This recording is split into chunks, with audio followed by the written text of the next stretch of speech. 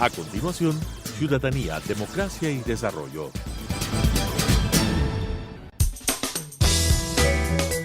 Clasificación B, bajo supervisión de un adulto.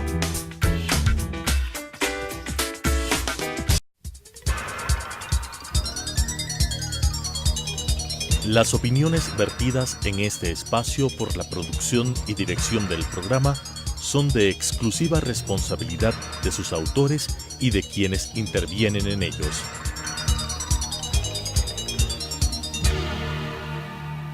Telesucesos Canal 29 UHF y la Unión Nacional de Periodistas presentan Ciudadanía, Democracia y Desarrollo, un espacio para explorar la acción ciudadana en relación a las políticas públicas y su impacto en la calidad de vida de los ecuatorianos, con la conducción de la doctora Guadalupe Fierro. Ciudadanía, Democracia y Desarrollo. Estimados amigos de Telesucesos y de la Unión Nacional de Periodistas, estamos para un nuevo programa de Ciudadanía, Democracia y Desarrollo, esta vez con una persona que por sí misma no necesita presentación, sin embargo voy a decirlo de una forma muy breve. Él es un periodista de investigación que realmente ha hecho de esto, de la investigación periodística, una de las armas más contundentes contra la corrupción.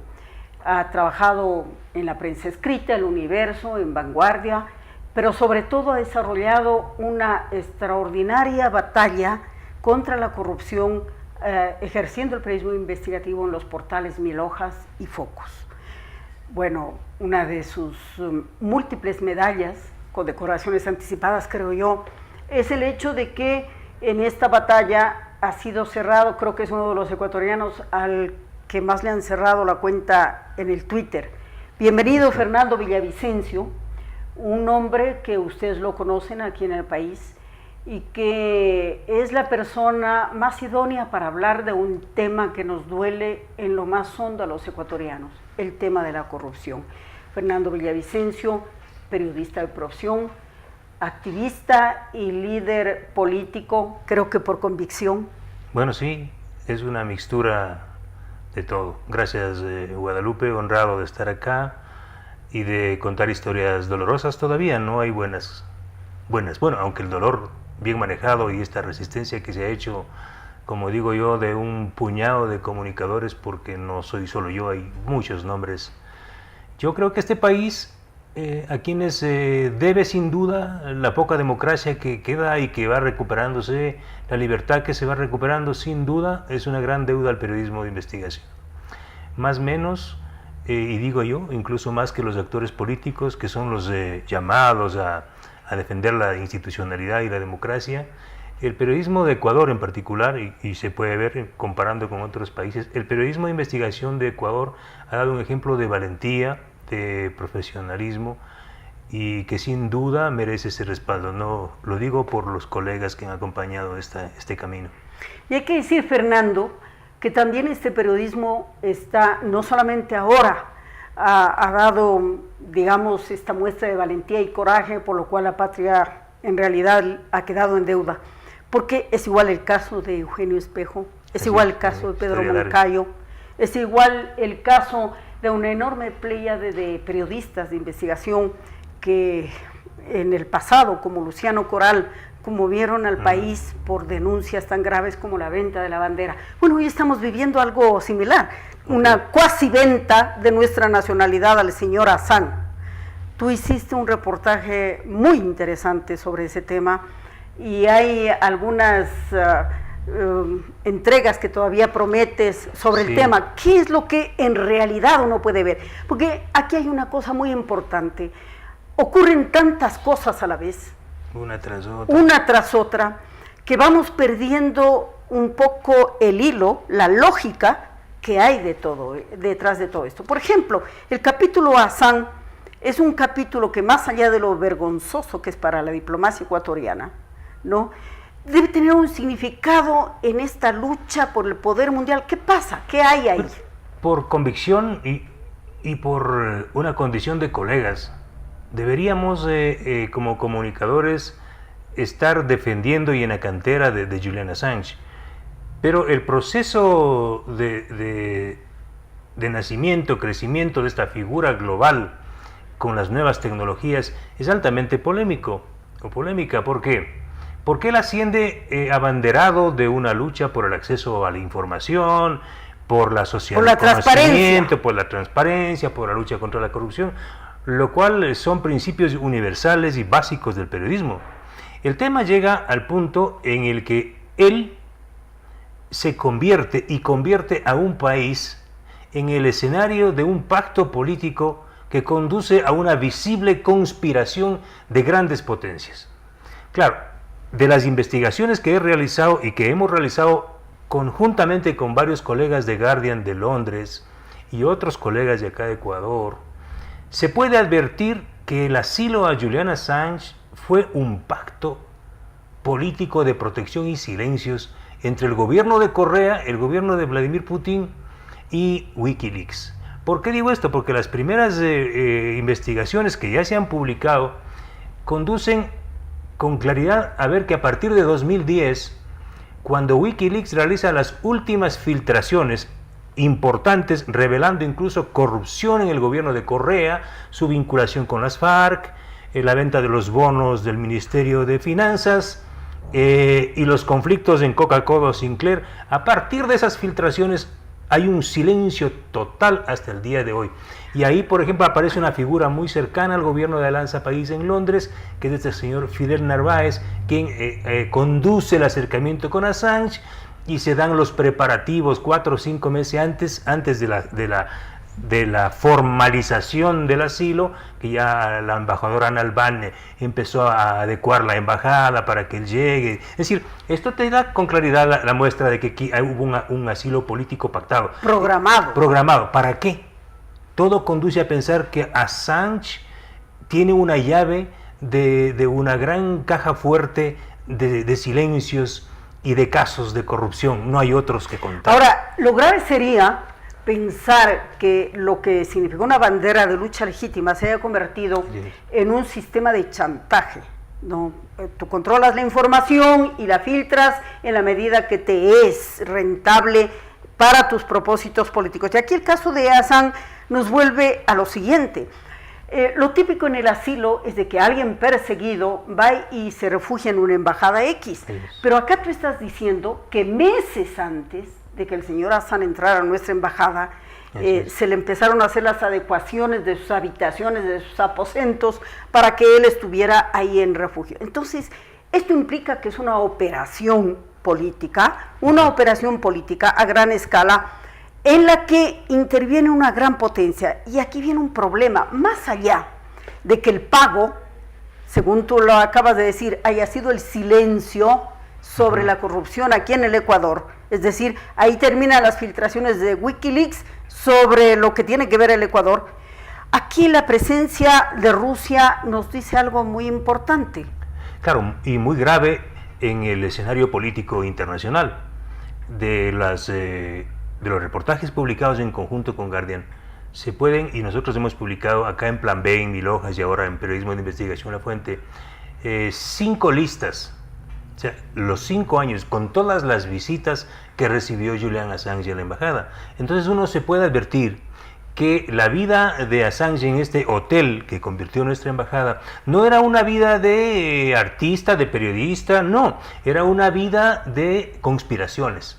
Por ejemplo, han ingresado a la embajada ecuatoriana en Londres impulsores del Brexit, que fue este proceso de referéndum, rompimiento de la Unión Europea, que le sacó a Inglaterra de la Unión Europea, lo que fue muy grave, impredecible, ¿no? Y de lo cual parece que ahora el mismo pueblo británico está arrepentido. Claro. Ahí se puede ver cómo líderes del UKIP, que es el partido que impulsó el Brexit, entraban y salían de la embajada como en su casa. Me refiero a Nigel Farage. Y este señor está vinculado a los sectores cercanos a Donald Trump. Y también, por ejemplo, varias visitas de líderes del secesionismo catalán que entraban y salían a la embajada. Y mira tú que el problema de España es otro problema como el de Ucrania, ¿no? Entonces, con todos estos personajes que le visitan a Assange, levantan las banderas de Rusia, porque miren, el caso de Ucrania, el movimiento prorruso de Ucrania que se anexó Crimea es el movimiento cercano a Julian Assange y que está cercano obviamente a Vladimir Putin. Pero lo más grave es la acusación que hace el Partido Demócrata, y hay una demanda formalizada en los Estados Unidos contra Wikileaks, Donald Trump y Vladimir Putin por la filtración de los correos electrónicos de Hillary Clinton días antes de las elecciones presidenciales. Que volcó, todo el mundo está de acuerdo en que volcó que cambió las encuestas. Sí, y se dicen con muchas certezas de que esa filtración tuvo un impacto tan importante en el electorado norteamericano que le dio el triunfo a Donald Trump. Entonces, Assange hizo eso, convirtió en la embajada en una especie de cuarto de guerra, como yo llamo, porque se le acusa a Assange, ya la Fiscalía de los Estados Unidos confirmó que estos correos electrónicos fueron hackeados por el GRU, que es un organismo heredero de la KGB rusa, que hackeó los correos del Partido Demócrata, y lo que se investiga es quién entregó esos emails a Julian Assange en la embajada. Hay varios acusados, entre ellos está Paul Manafort. Paul Manafort es el ex asesor de Donald Trump de la campaña, que está sentenciado a 80 años de prisión por lavado de activos. Que lo vimos recientemente por aquí. Y que visitó al presidente Moreno y es muy amigo del señor Santiago Cuesta, el consejero presidencial de Lenín Moreno, y vino a ofrecer $30 mil millones para la privatización de los sectores estratégicos que hoy acaba de denunciar el gobierno de Lenín Moreno. Entonces yo creo que es hora de que estos elementos tienen que salir a la superficie, y ese es el trabajo del periodismo. Ahí uno entiende, Guadalupe, por qué le persiguen, por qué esta herejía del comunicador, ¿no? Los comunicadores, de buscar, de escarbar, de ir más allá. Que hay un compromiso con la verdad. Y de tener un olfato y decir que hay algo más. Claro, eso les duele y les molesta. Y aquí hay una cosa muy linda del periodismo que le decía Walter Lippmann, el gran periodista norteamericano, decía: el periodismo es como un gran proyector que pone luz en un lugar donde hay oscuridad. Y entonces se mueve de aquí a allá y va poniendo luz sobre esto. Ahora mira, y aquí una cosa sumamente grave, porque esto, más allá de lo que ha implicado para nuestro país, nos pone al Ecuador en una situación muy precaria, en un gran escenario de espionaje mutuo internacional que tiene como finalidad el adelantar ciertas tesis políticas. Y aquí hay una cosa grave. Mira, alguna vez yo le escuché con sorpresa al expresidente Correa que cuando se hablaba de las elecciones en Estados Unidos, en donde iban a participar la señora Clinton y Donald Trump, él dijo, bueno, lo ideal sería que gane Trump, ¿no? Aunque qué pena por el pueblo norteamericano, dijo, pero lo ideal sería que gane Trump. Entonces, ahí uno va encontrando lógica en cosas que aparentemente eran sin sentido. Sí. Pero evidentemente, desde nuestra embajada se estaban haciendo muchos trabajos turbios para que precisamente eso ocurra, para que gane el señor Trump. Y aquí hay otra cosa más grave, porque lo que se ve es de que estos señores, que aparentemente representan una postura progresista, el señor Assange, terminan favoreciendo a la derecha. ¿Qué decir de eso? Es lo más grave. Es el punto donde la ideología es como ver el mundo acostado o con un espejo. O quitas el espejo del techo, porque así es el mundo ahora. Entonces viene toda un oleaje, ¿no? de una década y más, casi 15, 18 años en América Latina, con un sello un sello progresista, un movimiento que se apropió de los símbolos más sentidos de la izquierda y la palabra matriz, la revolución. Los sentires de los excluidos, de los indios, de los campesinos, procesar las demandas sociales. Claro, ellos se apropiaron de las agendas en el continente y en otros continentes, y con ese baño de izquierda impulsaron un proyecto de despojo que en algún momento es peor que el capitalismo originario. Es decir, esa forma brutal y violenta de apropiación de los bienes que ya ocurrió, que ya vivió la humanidad en un proceso de hace algunos siglos. De la industrialización, claro, por ejemplo. Claro, entonces Ecuador ha vivido eso, Y se puede ver si pones el mismo espejo en Venezuela, en Nicaragua, en Ecuador, es ese espejo en nombre de las libertades, en nombre de la democracia, de la revolución, de los pobres, se cometió en Ecuador el mayor despojo de la historia. No hay parangón en los últimos 50 años de que la llamada partidocracia se haya apropiado ilícitamente de bienes públicos como hizo, por ejemplo, la Revolución Ciudadana. Tú decías que solamente en Petroecuador había un abuso, una dilapidación y un latrocinio que bordea los 23,000 millones de dólares. Solo en el sector petrolero. Solo en el sector petrolero. Solo en el sector petrolero. Claro.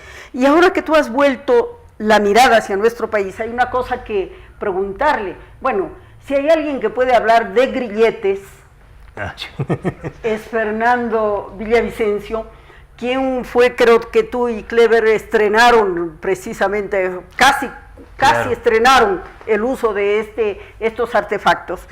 Y claro, aquí tú lo has dicho públicamente, llama la atención de todo lo que ha ocurrido con el señor Fernando Alvarado, mientras el grillete fue tan efectivo en el caso de ustedes. ¿Qué es lo que pasó? Bueno, el tocayo tiene una suerte impresionante, me refiero a Fernando Teodoro, Alvarado. a Fernando Teodoro Alvarado Espinel. Bueno, y son historias tan disímiles, porque la mía es al revés. Al revés. Yo soy el único gil, como dice mi esposa, ¿no? Que con orden de captura, por haber escrito, porque a mí todos los juicios que yo tengo es por opinión, por haber escrito. Por delitos Por delitos de opinión. Yo, con sentencia y con medidas cautelares en Washington, regreso al Ecuador, sí, por la frontera colombiana, y digo, el presidente Correa entonces respetará al menos las medidas cautelares de la CIDH. Nada. Persigan, la peor persecución de la historia. Creo que en este país, que llegamos hasta Sarayaco, a la profundidad de la selva, y ver helicópteros, aviones para intentar apresarnos. Luego de ello, en la segunda persecución, yo voy al Perú y estoy prácticamente como solicitante de asilo. El presidente Moreno cambia radicalmente de discurso, invita a la sociedad a denunciar a sus coidearios y a refundar el país, y tú regresas y a tapar la corrupción, y a tapar toda la cloaca de corrupción. Yo regreso esperanzado, y en ambos casos con orden de prisión. Soy el único que no se ha ido con orden de prisión, que regresa con orden de prisión. Y bueno, y al final de tanta lucha, la misma jueza Silvia Sánchez, ¿sí?, cuyo cónyuge fue asesor de Rafael Correa, Santiago Andrade, y asesor del fiscal Vaca, a mí me negó. Coincidencias. A mí me negó. Esto es muy doloroso, yo no me gusta contar porque me duele hondamente. Mi tío, que era como mi padre, quizás más que mi padre, porque viví más tiempo con él, se estaba muriendo de cáncer en Guayaquil. Y joven. Y él como que quería solo despedirse de su sobrino. 2 veces me negó asistir a despedir a mi tío. La tercera vez tuve que hacer una campaña, hablar hasta con el presidente Moreno y con todos, y al final la jueza Silvia Sánchez me permitió un día ir a visitar a mi tío. Llegué a Guayaquil, abracé y a las 2 horas falleció. Es decir, que lo mismo le hicieron a Carlos Figueroa, ¿no? Carlos Figueroa, preso. A él le apresan porque él solo quería ver a su madre, porque él es médico. Él le cuidaba a su madre que tenía cáncer. Y si salimos de Sarayaco con él y Clever, era más por él, porque quería ver a su madre. Entonces llega y cuando llama a su madre le apresan, porque le tenían pinchado el teléfono de su madre. Va a la cárcel y muere su madre. Y le dieron 15 minutos para visitar el cuerpo inerte de su madre en la funeraria, rodeado de 20 agentes de inteligencia y del Grupo de Intervención y Rescate. Y para completar el cinismo, porque un gobierno que vulnera derechos humanos y que roba, solo puede completar el cinismo al estilo Al Capone. Ahí había un ramo de flores junto al cuerpo inerte de la madre de Carlos, que lo había enviado Fernando Alvarado. Estas historias, o sea, esto que hace Alvarado, de romperse el grillete con ayuda o de sacarse con ayuda de sus coidearios del gobierno, de irse y de mandar un WhatsApp diciendo, oigan, hey, lero, ya me fui, burlándose de la patria y de la institucionalidad del Estado, Eso lo hizo con Carlos Figueroa de la forma más brutal. Lo que tú acabas de decir demuestra la naturaleza humana. Sí. No, o inhumana. Porque si envió esa ofrenda floral no fue un homenaje a una persona que merecía todo el respeto ya más allá de la vida, lo hizo para canallarle Así es. a Carlos. Para decir que él tenía control hasta de la muerte, hasta del escenario último de la vida, de la presencia del ser humano. Para recordarle que él no le había permitido estar ahí. Es decir, Guadalupe, con nosotros, ese gobierno que de alguna manera sigue vivo en le enseñó al mundo lo que es el cinismo, ¿sí? Y lo que es un régimen que se quitó todos los trajes de democracia, ¿sí?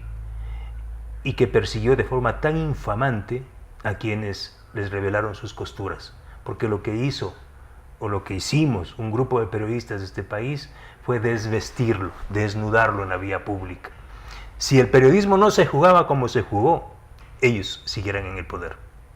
Te juro, Guadalupe, ellos siguieran en el poder. Es muy real. Es desafortunadamente lo que nosotros vemos en países hermanos como Nicaragua, como Venezuela, donde el periodismo también no ha podido sortear ciertas barreras que les han puesto estos gobiernos. Y claro, no han tenido ese compromiso con un país que los ha llevado a arrostrar incluso estas tragedias familiares, porque tu familia también fue amenazada de muerte, ¿no? A mi esposa, a mis hijos. Así es. Entonces, esto es una cosa que nosotros debemos procesar y no olvidar. Ahí sí prohibido olvidar. Pero lo importante de esto es sacar lecciones para el futuro, porque lo más grave que ocurre cuando nosotros pasamos esto como pueblos es de que no procesamos adecuadamente nuestras experiencias y más temprano que tarde las repetimos. Entonces, interesa saber varias cosas. La una, ¿qué es lo que está ocurriendo? Si tú tendrías que hacer un balance brevísimo de qué es lo que está ocurriendo en este momento, ¿cómo lo caracterizarías, Fernando? Bueno, yo creo que producto de esta develación, como tú dijiste al comienzo, de este enorme reflector que es el periodismo, que ha puesto en evidencia varios casos de corrupción, la descomposición del Estado manejado por este proyecto político, el gobierno de Moreno tuvo que repensar su condición e impulsar unas relativas rupturas con sus antecesores y coidearios. Yo he reconocido y reconozco que estamos viviendo un momento un poco distinto, con mayores libertades y un proceso de reconstrucción y recuperación de libertades. Pero en la lucha contra la corrupción, quiero decir con absoluta frontalidad, por las evidencias encontradas, no hay ningún paso firme. Creo que hay una conspiración, una colusión de intereses de la justicia, de la institucionalidad, con los actores públicos y privados que fueron partícipes de la corrupción. No puede ser, Guadalupe, que después de haber apilado torres de documentos como periodista, en mi caso, si me han dicho que a veces soy activista político, es por la desesperación de que, oiga, pero si no hay un político de carrera que investigue al periodista, que debería guardar las fuentes, y que lo he hecho y lo hago, me ha tocado llevar los documentos de soporte de mis investigaciones a la Fiscalía y a la Contraloría. Y mira tú, 130 casos que he entregado a la Fiscalía y a la Contraloría, todos se han confirmado. Todos se han confirmado. Que es posiblemente la prueba más importante que tiene el periodismo ecuatoriano en este momento, que todas las cosas que denunció, y hasta en tu caso lo de los específico, grilletes. hasta lo de los grilletes. Me preguntaba los grilletes por eso. Entonces, yo a mi regreso al país voy y hablo con el presidente Moreno, porque él me invita. Le llevo 5,000 documentos de la mayor trama de corrupción que he investigado, que es el caso Petrochina, es decir, la entrega del petróleo a los chinos para pagar la deuda. Y le digo al presidente, así muy amablemente, porque en eso sí es muy distinto que Rafael, le digo, presidente, si te compruebo, como voy a comprobar, que estos dispositivos fueron comprados con 800% de sobreprecio, y yo vengo a la Plaza Grande y me corto el dispositivo y te entrego, y me dice, encantado, si es así. Yo ya sabía, porque ya teníamos proformas de las empresas chinas, y efectivamente había 800% de sobreprecio, y lo acaba de confirmar la Contraloría. ¿Por qué? Porque este periodista llevó al señor Celi Con Cristian Zurita fuimos un día, señor Celi, aquí está toda la información, inicio una indagación previa. Entonces, estos grilletes, aquí no hay antecedentes, creo yo, no sé, en otros países de América Latina, donde un periodista perseguido, con grillete, escribió los más importantes casos de corrupción o reveló a través de una guerra y una persecución brutal en la que tuve que recurrir a los medios modernos, multimedia, es decir, a refugiarnos en las redes como único soporte para poder decir la verdad. Y por eso es tan importante que en la ley de comunicación quede clarísimo que el tema de las redes no puede ser controlado, porque ese es un refugio para la libertad de opinión que beneficia no solamente a los periodistas, sino a los ciudadanos. ¿No? Esto es una cosa muy importante. La historia del desarrollo humano no puede nunca estar divorciada de la defensa de la libertad de expresión.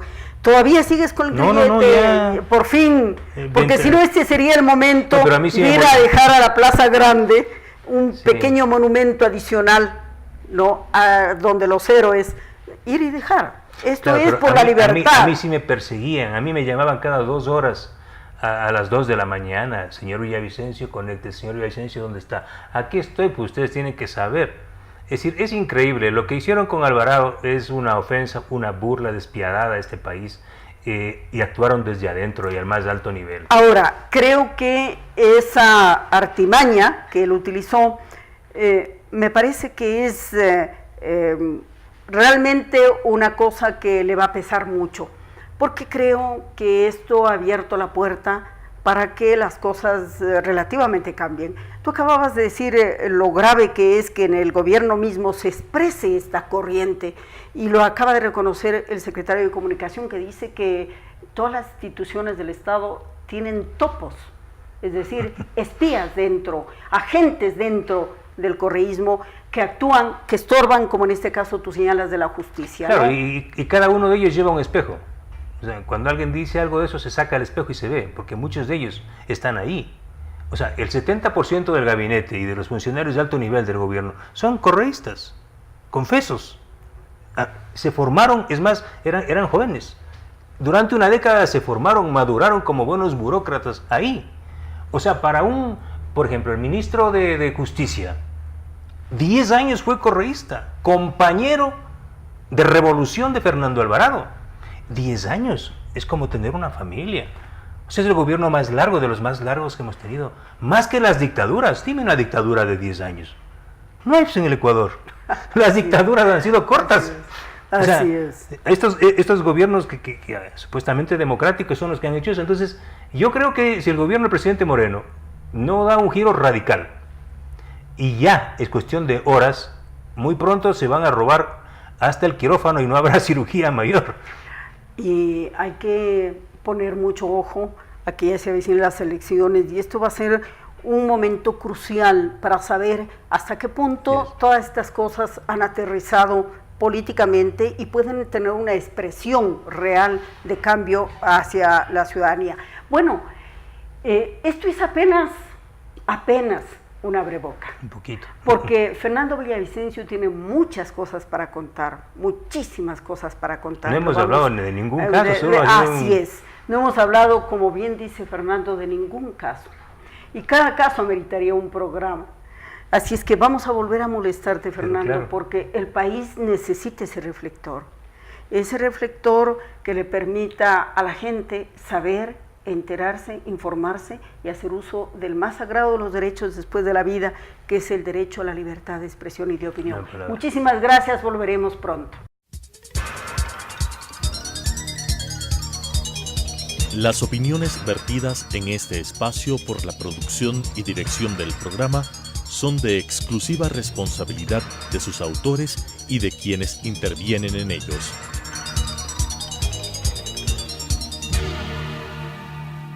Telesucesos Canal 29 UHF y la Unión Nacional de Periodistas presentaron Ciudadanía, Democracia y Desarrollo, un espacio para explorar la acción ciudadana en relación a las políticas públicas y su impacto en la calidad de vida de los ecuatorianos, con la conducción de la doctora Guadalupe Fierro.